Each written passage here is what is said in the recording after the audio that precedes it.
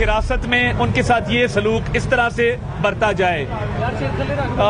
शहजाद अकबर साहब, आप अगर नैब से मीटिंग्स करते हैं, नैब को हिदायत जारी करते हैं, तो चीनी चोर जो 100 अरब की चोरी करके सरकारी पैसों की गरीब आवाम की जेब पर डाका डाल के आज लंदन में बैठा है जहांगीर तरीन, उसको एनआरओ क्यों दिया? खुसरो बख्तियार को एनआरओ क्यों दिया? उसके बाद आटा स्कैंडल में जितने इनके मुजरा मुलव्विस हैं सबको एनआरओ इमरान नियाजी की तरफ से दिया गया है। परवेज खटक एनआरओ पे है, महमूद खान एनआरओ पे है, असद कैसर एनआरओ पे है। हमारे पे एक पाई सरकारी फंड या पब्लिक मनी या करप्शन का इल्जाम नहीं है। ये सारे वो नाम हैं जो करप्शन में मुलव्विस हैं। और शहजाद अकबर, मैं पहले भी कह चुका हूं, वो दिन दूर नहीं है जब आप अपने मुल्क वापस जाएंगे यहां से भाग के, और आपका नाम ईसीएल पे होगा। हम आपको भागने नहीं देंगे। आज की कार्रवाई के बाद मुअज़्ज़ज़ अदालत ने नैब को ये हिदायत जारी की हैं कि ये जो सलूक बरता जा रहा है इसका उन्होंने सख्ती से नोटिस लिया है, और ये ना रुका तो नैब नियाजी गठजोड़ के हम सारे किरदारों को जानते हैं, शक्लें भी पहचानते हैं। तो जिस तरह मैंने शहबाज गिल को कल मनाजरे का चैलेंज दिया था, मैं इंतजार कर रहा हूं शहबाज गिल, अभी तक तुमने मनाजरे का चैलेंज एक्सेप्ट नहीं किया। अपने मर्जी के चैनल, अपनी मर्जी की जगह, अपने मर्जी के टाइम पे बुला लो, मैं तैयार बैठा हूं। ये जो भारतीय एजेंट के तुमने नारे लगाए हैं, ये साबित करना पड़ेगा, तुम्हें भागने नहीं देंगे। और अगर सबूत ना दिए तुम्हारे घर का घेराव करेंगे। हमने वर्कर्स को अभी बड़ा रोक के रखा है, ये मत समझना कि ये हमारी कमजोरी है। मैं अभी भी तुम्हें कहता हूं, तकरीबन 12 घंटे गुजर गए हैं, अभी तक तुमने चैलेंज एक्सेप्ट नहीं किया। मैं इंतजार में हूं कि तुम भारतीय एजेंट वाले इल्जाम के ऊपर ये साबित करोगे कि वाकई कोई ऐसा मामला था, और अगर साबित ना कर सके तुम पूरी कौम के सामने माफी मांगोगे। और अगर तुमने साबित कर दिया, जो कि तुम 10 दफा भी पैदा हो जाओ तो नहीं कर सकते, तो मैं आइंदा के लिए घर से बाहर नहीं निकलूंगा। अज़मा, ये बता दें कि आज बगावत का मुकदमा हो गया और क्यों मिलते हैं रात सफदर साहब के ऊपर, मियां नवाज शरीफ साहब के ऊपर मुकदमात हो रहे हैं, इस पे जरा बताइएगा। जी बहुत शुक्रिया। जो इनका करप्शन का बयानिया था, जिसको ये कंटेनर से शुरू किया था और उसके बाद हुकूमत में आने के बाद तमाम तर कोशिशों के बावजूद जब कुछ नहीं निकाल सके, तो अब अपना आखिरी कार्ड खेल दिया। मैं एक बात जरूर कहना चाहती हूँ कि गद्दारी और बगावत ये हमेशा किसी आमिर की, और इस वक्त भी एक आमिर ही हुकूमत में है, वजीर आजम नहीं है, और ये किसी हुकूमत का आखिरी कार्ड होता है जो उन्होंने खेल दिया है। तो आखिरी दाव तुमने चल दिया, अब हमारी बारी है।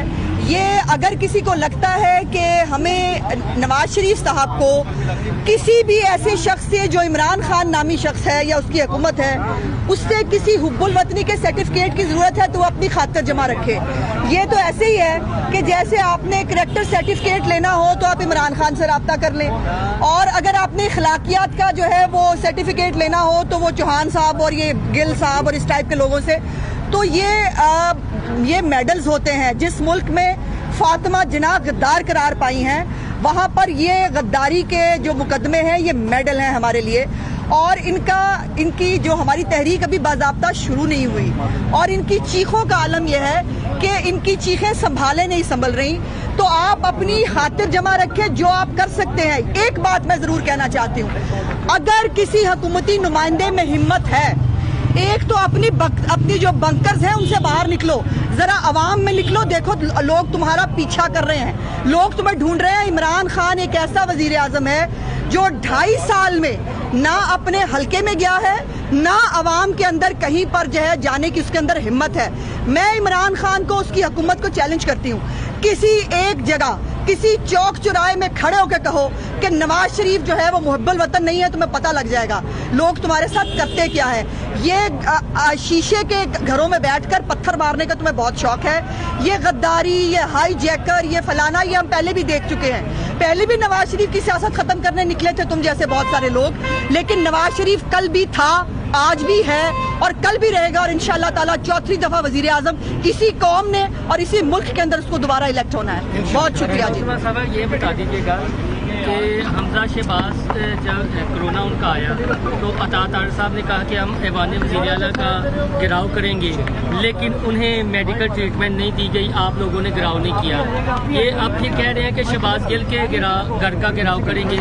ना उन्होंने मुज़ाकरा कबूल करना है चैलेंज, और ना उन्होंने ये कहना है कि आपको चैलेंज। हमने कब तक आप इस तरह के हमने चेरिंग क्रॉस पे एक मुजाहरा किया था, वो बदकिस्मती से आप कवर नहीं कर सके। अगर आप कवर कर लेते तो लोग देख लेते कि हमने मुजाहरा किया था। आप पता नहीं वहाँ मौजूद थे कि नहीं थे। मुजाहरा हुआ था, लोग भी मौजूद थे, हम भी मौजूद थे, और अच्छा मुजाहरा हुआ था। आप आए थे, मेहरबानी आपकी। मगर ये जो ऐलान किया है, हमने कभी भी ऐसा ऐलान नहीं किया जिसको हम पूरा नहीं कर सके। मैं 10 दफा कहता हूँ कि शहबाज गिल के घर का घेराव करेंगे, मनाजरे के लिए आए। कहा है मनाजरे का? 10 घंटे गुजर गए हैं, क्या चीज रोक रही है उसको मनाजरे से? और उसका घर नहीं, हम जानते हैं उसका घर नहीं है। मैं आज ये एक और बात करना चाहता हूँ कि पंजाब हाउस में क्या किराया दिया जा रहा है जिस कमरे में वो मुकीम है। नंबर 2, कल कुछ दस्तावेज हमारे हाथ आए हैं शहबाज गिल के हवाले से, जिसमें वो अपने अमरीकी मालिक से तनख्वाह वसूल कर रहे हैं। अभी तक तनख्वाह वसूल कर रहे हैं। वो उन्होंने सरकारी ओहदे पर होने के बावजूद हुकूमत पाकिस्तान को मुतला नहीं किया कि अमरीका से उनको तनख्वाह आ रही है। अमरीका से जो तनख्वाह आ रही है, अगर मैं गलत नहीं हूँ तो वो आपने अपने असासा जात में और जो फॉर्म आपने फिल किया है स्पेशल असिस्टेंट बनते हुए, उसमें डिक्लेयर करना थी। वो जो डॉलर आप ले रहे हैं, क्या वो डिक्लेयर्ड है? और क्या ये आपको ज़ेब देता है कि सरकारी ओहदा रखने के साथ साथ अमरीकी एक इदारे से आप तनख्वाह वसूल करें? इसका भी जवाब दे दें। और मनाजरे के लिए मैं इंतजार कर रहा हूँ, और घेराव का मेरा वादा है, ये मैं आज अवाम के सामने वादा कर रहा हूँ कि अगर ये बाज ना आया और इसने इसी तरह गद्दारी के सर्टिफिकेट बांटे तो इसका घर नहीं है, मगर जहां भी ये मुकीम है घेराव करेंगे। एक बात सिर्फ ऐड कर दूं कि हम तो गद्दार कभी डिक्लेयर हो नहीं पाएंगे तकरीरों की वजह से। हम पे इल्जाम क्या है जी? इश्तियाल अंगेज तकरीर हुई। क्या वो तकरीर मार दो, गिरा दो, सिविल नाफरमानी करो, बिल जला दो, क्या ऐसी तकरीर की? इससे ज्यादा हीनियस तकरीरें, और इश्तिहारी होते हुए ये आदमी वजीर आजम बना।